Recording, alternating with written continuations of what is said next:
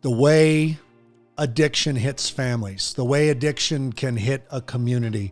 When you work with people in addiction over the years, you work in these addiction recovery groups, right? You work in facilities, you go into 12-step, into SMART step programming, and you see how the family, especially if you end up in an Al-Anon meeting or some family therapy group, you get to see how one person's addiction can just shatter an entire family. My guest today, Dr. DeRita, Dr. James DeRita is, we're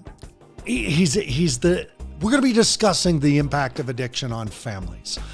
He's been doing this work for 25 years, and 35 years he's been in his own recovery. I'm going to let Doctor tell his story. But again, here we are at the CCSAD, the C4 2020 virtual conference, and I get my hands on the experts and get their information into your hands as fast as we can so we can bypass that middle part where we don't know what's going on. So folks, thank you for joining me on another episode of Beyond Risk and Back. I'm your host, Aaron Huey.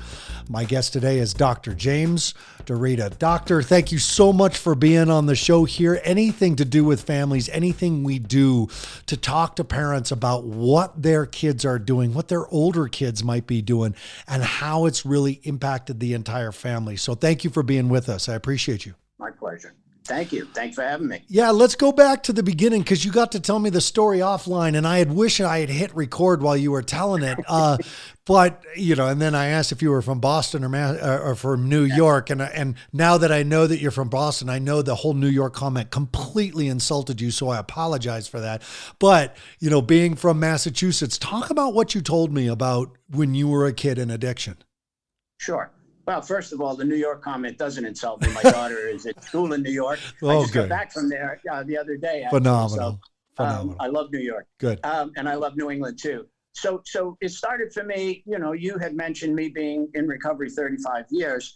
So obviously it started with my own journey and, learning what I could about how to stay sober and how to put my life back together. Right. And along the way, I started to do some volunteer work with people that were struggling with addictions. And that's really where it started. And so for the first 10 years, the focus was on helping people that were in detox or get to detox or get to meetings after detox and things like that. But it was all, sort of client-centered or client-driven. About 25 years ago, I met a guy who did interventions. And what his focus was more on the family and the family system and the impact of addiction than it was on the individual struggling with addiction. And I thought, well, that's interesting. And so I trained with him and got to know him and started to really change my sort of perspective on my focus to really look at what does this sickness we call addiction do to family systems. And I know, and probably most of the audience listening knows, it devastates them. It rips them apart. It did it to my family. It will do it to anyone's family who struggles with this addiction if they don't know what to do. And so for me, that was really the beginning.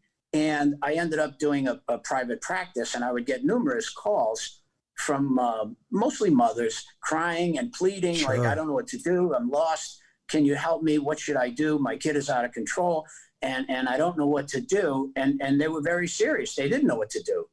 And so I and two colleagues of mine actually in recovery and childhood friends, believe it or not, since we were probably 10 or 12, all had survived addiction. Our community got devastated by addiction. There was a small sort of Italian enclave in Central Mass. Addiction blew it apart. We survived, a long story on the short version. We survived and managed to tell. And so we sat down and said, through our experiences, we've learned a little something about addiction and recovery. Maybe we got something that can help these families. Sure. And so we sat down and we started to write this book called The East Side of Addiction. The East Side is the neighborhood that we grew up in, the East Side of Worcester. It was an Italian section, predominantly Italian-Irish. And so we took our stories and kind of combined them to tell the larger story that there is hope. People are resilient, even if they have addiction. You can get better if you know what to do and if you have the supports. And that's where most families fell short, is they really didn't know what to do. And so we put this book out. It received wonderful reviews, and we traveled the circuit. You mentioned Al-Anon. In Massachusetts, there's a wonderful group called Learn to Cope that was set up by a woman named Joanne Peterson, whose son was addicted, and she started this group in her kitchen, and it exploded. And probably 10 years ago, it's learn, the number 2, and then cope. And now it's branched out outside of Massachusetts. But what they do is help families to understand addiction and to learn, what do I do and how do I help? And so my partner and I, one of our co-authors, sad to say, passed away a couple of years ago from some heart complications, but he was 32 years in recovery. We've been in recovery for 30, myself 35, my other partner, Jack, for like 32. And so we started to share and go around and do the circuit and talk to these people, again, that were predominantly mothers, families that were just lost and desperately looking for some hope, looking for some help, looking for some answers or some understanding, because what they were seeing wasn't what they were used to. They saw their loved one change and become somebody that they didn't know. And so that was really how this all really started. Let's talk about the stigma and the myth of the "tell me about your mother" aspect of psychology. What is it? First, I guess I want to know, what is it about that question? Let's talk about your mother. That is so prevalent. Why do we do that? And then number 2, why does group work for families work? And I know it's a softball question, yet within the answer, I know that parents, my guests, my listeners, start to realize that this connectivity piece that they're missing because they're isolated, thinking they're the only person goes through it. They really do get reinforced is you need to get your butt to a meeting, not just the addict who's struggling. So again, why? Tell me about your mother. Why is that prevalent in psychology? Because I believe that's created the stigma of mothers actually going to get the help that they need. Yeah. Well, I think part of it is, within that inherently there's this immediate sort of feeling of you're blaming me as the mother. I'm being blamed for how my kid turned out. Right. And that's just not the case. Of course. I mean, we know, understanding family systems, that, all members of a family impact one another for better or for worse. And, that's just the dynamic. It doesn't mean that one's responsible for somebody becoming addicted. Right. However, we know that where you grow up, how you grow up, all those factors play a part in influencing how your life goes. And so the sickness of addiction, it can hit anybody, anywhere, anytime. And it really doesn't make a lot of sense to families who say, well, we don't have that in our family, So when we talk about it's a family illness, there are people that become addicted who have no history of family addiction. There are people that get injured, they get put on pain medication, they become addicted. There are people that try it once, fall in love, they have some sort of chemical sort of makeup that says this is the greatest thing ever, and I'm going to sell my soul for it. Right. And so that's the part about addiction, Aaron, is there's so much misunderstanding and so much that people don't know. I mean, we know a lot nowadays. Yeah. When I started 35 years ago, I don't think we quite understood the brain and the brain chemistry and how it plays into addiction as much as we do nowadays, but we still don't have all the answers. Sure. I can't tell you who's going to become addicted and who's not. We know the probabilities, and we know, some of the genetic predisposition theory and all of that, but we really just don't know. So we do the best we can to try to help people understand, especially, parents, because they fall into that, I'm responsible, or you're trying to blame me, which is where the mother comment comes in. Sure. And it's really not the case, but that's the way it gets interpreted or translated, and it can be really harmful. What we try to help people understand, so for the last 25 years, ever since that sort of epiphany for me about families in addiction, I have really changed the focus of my career to now work with families predominantly and not individual care or delivery of care for clients struggling with addiction. I still do some of that. Yeah. And real quick, during this family work that you're doing, are you also working with the suffering addict or just the family component while the addict's in treatment?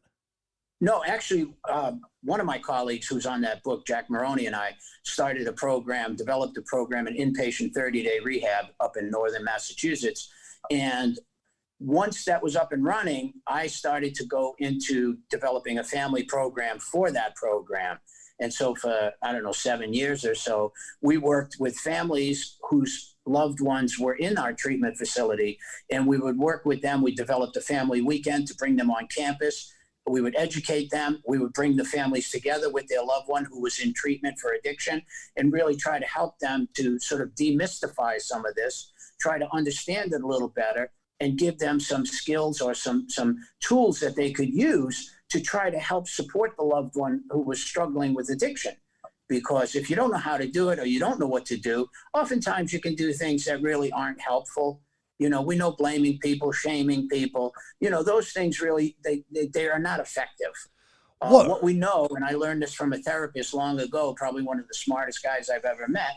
I was developing this program with my partner, Jack, and this therapist said to me, that stuff is all wonderful, Jimmy, but you know what people respond to when they're sick and when they're hurting is love, compassion, and understanding. And so those treatment programs are great, but if you don't have love, compassion, and understanding, you're missing the ball. That's what people respond to, regardless of what the illness is. And I've held that ever since. That's really been sort of a guiding light for me in the work I do, is no matter what the situation is, no matter what the problems are or who the person is, try to treat them, with some love, compassion, understanding, and dignity and respect. That's what people respond to. Doctor, hang on just for a second. We're going to give a shout out to the CCSAD sponsors for this virtual thing. So stand by just really quick. Hey, folks, this CCSAD conference going virtual this year, now that we're dealing with COVID, C4 has done an amazing job to get this entire conference going online. And the people behind the scenes, Jesse, Katie, Dee, John, everybody over there at C4, making sure that we can still reach out, stay connected, and share the information that we are all discovering, the tactics that we're using, the tools that we're using, and being part of this as Beyond Risk and Back, being able to interview these speakers. Obviously, I love this. I love being able to do this. And we need to be able to give a shout out to corporations, to people who have stepped up and put some money into the hands and the pockets of C4 for the CCSAD Virtual 2020 Conference. And I want to talk about the silver sponsors right now. Alina Lodge, Gosnold, Heal Behavioral Health, Origins Behavioral Health, Recovery Centers of America, Southworth Associates, the District Recovery Community, and Timberline Knowles. You guys, you silver sponsors, thank you so much for stepping in, showing up, giving time, giving money to CCSAD, to C4 events, to make sure that we can keep doing these programs. And for those of you who are listening, for those of you who are over here listening to these podcasts and checking out this information, thank you so much for being a part of CCSAD's Virtual 2020 Conference. All right, let's get back to our guest now. Yeah. Doc, thank you so much. Before you go any further, it's a funny story, but when I started in this business, Aaron, 1985, I used to go to the CC, the conference down the Cape. Yeah, sure. And I used to think, God, I'd love to present here someday. And so fast forward the tape, and I've been going there for a long, long time. It's a great conference, and I'm just really thrilled to be a part of it. You're right. They do some really cool stuff. I'll say last year was my first year there. They put me in the fishbowl. I had my whole podcast studio set up. I'm meeting incredible people, listening to people like you talk, getting you guys on the air again to talk directly to the families who are going through this, because here as experts, we close ourselves in these hotels and we talk to each other and we get to know each other. We get to like each other and trust each other. And then there's these families who need to know what we know. And on that note, Doctor, with the book, with all these years in practice, I am really curious, what is effective? You talk, blame and shame. That doesn't work. It's not effective. What is effective? What are, in all these years of work in authoring this book and being with families on a consistent basis, what works when you're sitting with a family and they've got one person who mental health or addiction has just spun the entire family, the entire extended family out? And right, everybody's suffering from addiction, not just this one person. Everybody's got the disease. Everybody's dealing with borderline personality disorder, not just, poor cousin Sarah or Uncle Bill. what works when you get the family together? What's your go-to top 5, 10, 3, 1? What works? Well, I think first of all, where I go is where they are. And if they're in a lot of pain, or if they're angry, or if they're hurt, then I go there and validate that and give them a forum to vent some of that stuff, because you can't really get anywhere while that stuff is seething. So if you purge some of that, give them an opportunity to talk about how angry they are, how hurt they are, how scared they are. That kind of sets the stage or starts. And from there, for me, I have a full-time tenured faculty position at a college. I teach this stuff. That's what I do, is I try to educate them, about addiction and why they're seeing some of the things that they're seeing, and to really drive home the fact that your loved one, believe it or not, does not want to be doing this. Your loved one does not want to be doing the things you see them doing. It's not that they're having a picnic or a wonderful time. They're struggling, they're scared, they don't know what to do, and they can't stop. And that is really scary. And so I try to educate people to help them to see, not just some of the science that underlies addiction, but some of the behavioral stuff too, to try to let them work through and realize that, yeah, this person is doing things I know they don't want to be doing, to hurt themselves, to hurt me, to hurt their family. That's not what it's about. But when you don't understand addiction, those are the things that you grope for. Did they get in with the wrong crowd? Are they doing this to hurt me? Is it because they're angry at me, because I screwed up as a parent? Is it this? Is it that? And it's a sickness. And when you understand it, those things, not that they're not important, Aaron, because I know you know that they are, and I know your audience knows they are, but those are not primary. Those are secondary, tertiary, and they do influence and they play a part in this puzzle. However, once somebody has an addiction and the brain has been hijacked, and the neurocircuitry changes, and addiction is now driving the bus, all those things really don't matter a whole lot. All that matters is this person is under someone else's control, and they can't stop. And it's making them do things that in their right mind they would never do, to themselves, to people they love and care about. It just doesn't happen that way. And so trying to educate people as to what is really going on starts to open their eyes. And I can see it when we do these family workshops. You can see them, the ones that come in with the hardest sort of exterior, saying this is all crap and don't give me this disease stuff. And if they didn't want to be like this, they'd stop it and By the time they're done, we have our medical director do a morning 2.5-hour, really dynamic presentation. I watch the audience while that's happening, and they start to do this. They start to look like, well, maybe this is a disease. Maybe they can't stop. Maybe that's why they're acting so crazy. Or maybe that's why they're doing the things that they're doing. And once they start to kind of understand it a little, that's when you can really work with them. As long as they think it's a choice, or it's, you're doing it because you like this lifestyle, or you're doing it because you're having fun, they miss it. So we start there. It's amazing, because even the kids that I work with, the children, 12 to 17 years old, they're like, at no time did I say, when I grow up, I want to be a cutter, addicted to video games 18 hours a day, promiscuous. Like, no, none of them have that. And that guilt and shame locks them in. Let's talk about this capability versus willingness, right? Because a lot of the anger we have about capability, when we think it's willingness, when we're like, oh, they could just stop, they could just do this, and then we realize that right now their brain isn't capable of that. In the interim between willingness and capability, when we're dealing with family, another reason why I think families want to avoid family recovery is because at some point the E word, enabling, codependency, the C word is going to come up, which I don't like either of them. However, they're going to come up. In your experience, who enables more, moms or dads? Well, I don't know if I could answer that one with any real authority, because I don't know.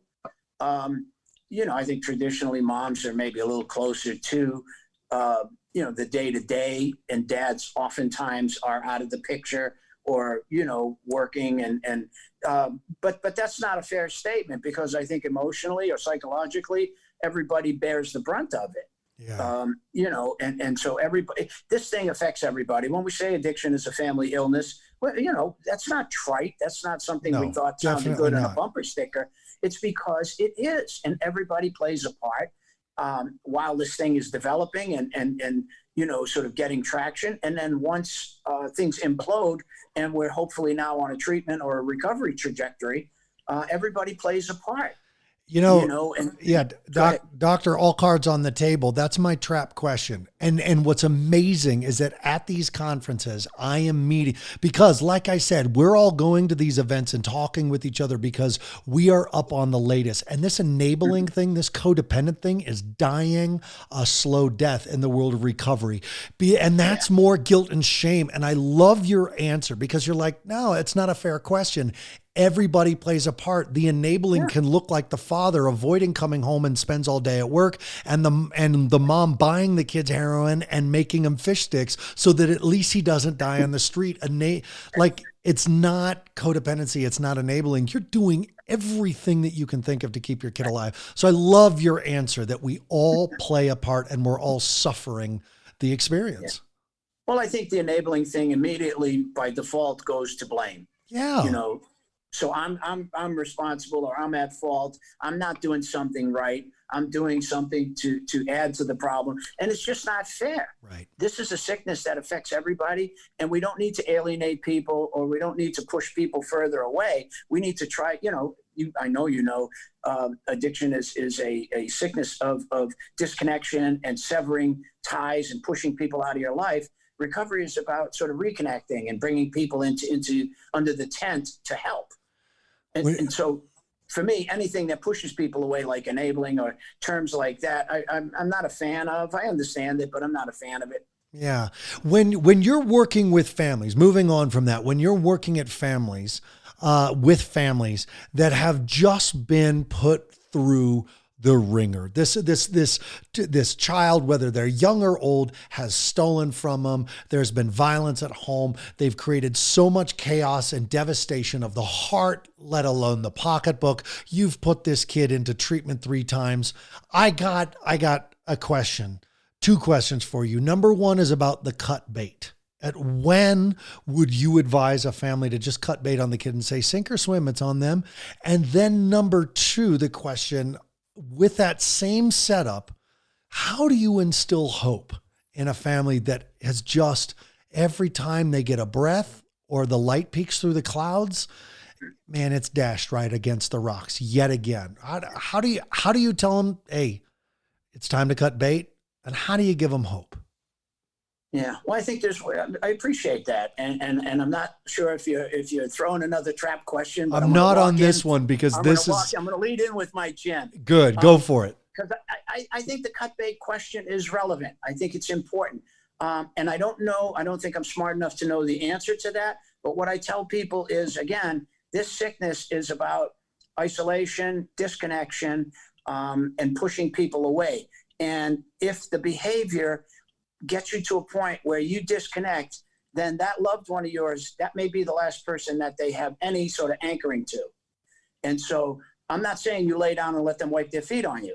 What I'm saying is there are ways to say, I love you. I'm going to stay connected to you. I hate this stuff that's going on, but I'm not going to give up because I think you're worth it. Again, I'm not going to give you my purse or my checkbook. We're going to have some parameters or some boundaries here, but I'm not just going to say, see you later, I'm done with you, call me if you ever get sober, because that person may not get sober. That may be the last time they talk to that individual. Yeah. So I'm very leery on telling people, throw them out, cut them off, all of those things. I don't do that. What I say is there negotiation room? Can you tell them, I love you, I'll be here, I'll take you to treatment anytime you want. I won't give you money, I won't let you live at my house, I won't, do all of these things that I maybe have been doing, but I still love you and I'm here to help you. I'm not jumping in the quicksand with you, but I'm extending the bamboo pole. And I'm right here on solid ground. When you want to grab it, and I hope you will, I'm here and I need you to know that.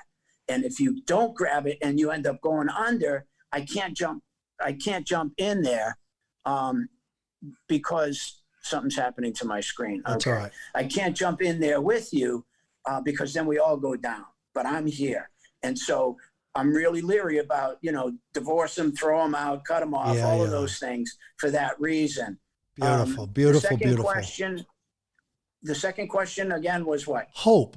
Yeah, this family's been Oh, through the okay. ringer, opioids, meth, marijuana. They're stealing. Yeah. It's the Yeah. lying, the drinking, the Yeah. cheating. How do you look at Yeah. them and say they're going to get better? Well, I don't say they're going to get better. I say they can. Take a look at this. I did all those things. I lived all those things. There is hope that people can change. It's not easy.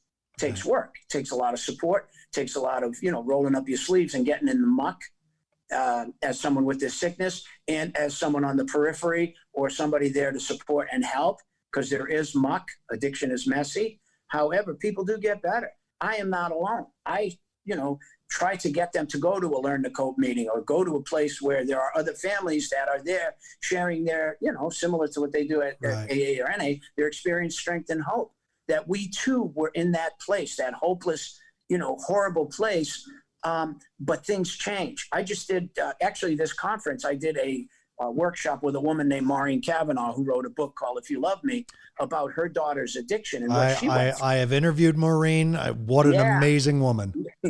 Yeah. And so Maureen's daughter, Katie, just celebrated 3 years sober. Holy mackerel. So that's there's phenomenal. the hope, Aaron, that people do. Sad to say, not everybody will, but people do. Yeah. And if I can get you to buy into that, then that's another step closer, to sort of working with me or working with the treatment center or whomever, therapist, counselor, to really help do some work to help this individual who's struggling or this family that's struggling to move forward. And I know it can be done. If I didn't believe in this stuff, believe me, I'd go do something else. But I believe in this with my heart and soul. Number one, from my own experience and what I've seen, I have seen the miracle time after time. Yeah. And I would venture to say you probably have too. I have. It happens, and people do get better and change their lives.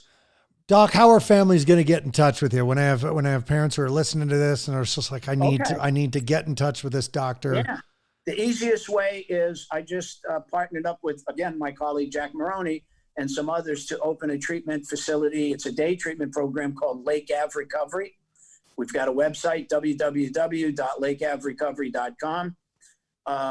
We're in the process of developing some work, a family component in that program, similar to what I did up at Spring Hill, which was the 30-day rehab, because we know if you just treat the individual and ignore the family and where that person may be going back to, or at least those relationships, then for me, I think you're missing the boat.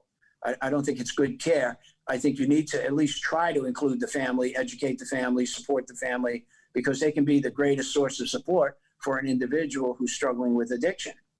And so, for me, it's that they just go together and have, ever since I, again, changed my sort of focus about 25 years ago. Now, if the family isn't involved, that for me, it's really hard to just treat the individual. Right. So I do a lot of work, a lot of education around working with families, and that's probably what I do most in the process of developing that at Lake Ave Recovery. And what about someone contacting you directly? You got an email? You got a phone number? Yeah, number is 508-361-4258. Email is jimderita@gmail.com. I'm happy to respond and answer any questions, or the book is on Amazon.com. It's called The East Side of Addiction. There's a shameless plug for it right there. Fantastic plug. Ironically, that book, through somebody we know locally, got translated into Albanian because there's a woman who worked at the library here in Worcester. We did a presentation in the library for all of their staff. And she said, we have such a huge problem in my country of Albania. Would you be interested in doing something? And so she and a colleague translated the book into Albanian. Oh, fantastic. Of all the languages. Over there. Yeah, and here's the ace kicker. They invited Jack and I to come over for a week and work with them in all of their coalitions and their government and their treatment providers to help them to understand what we do here to treat addiction and what our experience has been. So last year we spent a week over there. It was interesting. That's perfect. Ladies and gentlemen, Dr. James Dorita, DIREDA. It's J Dorita at lakeavrecovery.com. And please go to his website at lakeavrecovery.com and the East Side of Addiction. Doc, thanks so much. This was great. I really appreciate your time. And I'd like to do a longer show with you. I'd like to reschedule and have us get a longer show. Yeah, let's do. Please do. There's lots to talk about, Aaron. Absolutely. Folks, and I love it. yeah, thank you so much, folks. This is the key. Oh, what he said about, enabling me trying to trap him with the question, and then the cutting bait. His answer was right. You can say, I'm not doing this anymore. It's like I'm not gonna do this, but I'm going to do that. And this is where you start to take your home back, your value back, your child back. And it comes from a really, really potent place of knowing that everything you've done has gotten you to this point. And if you're going to get past this point, you got to do something better. I want to thank CCSAD. I want to thank C4 Events for being a part of the virtual 2020 conference. I want to thank my guest, Dr. James Dorita, author of The East Side of Addiction. And parents, remember, you take care of yourself first, your adult relationship second, and your children third. Because in that way, you're going to do your best work with your children. Thanks to Deepen Productions, who does my music and editing and podcast production. And I will see you next week. Thank you, Aaron.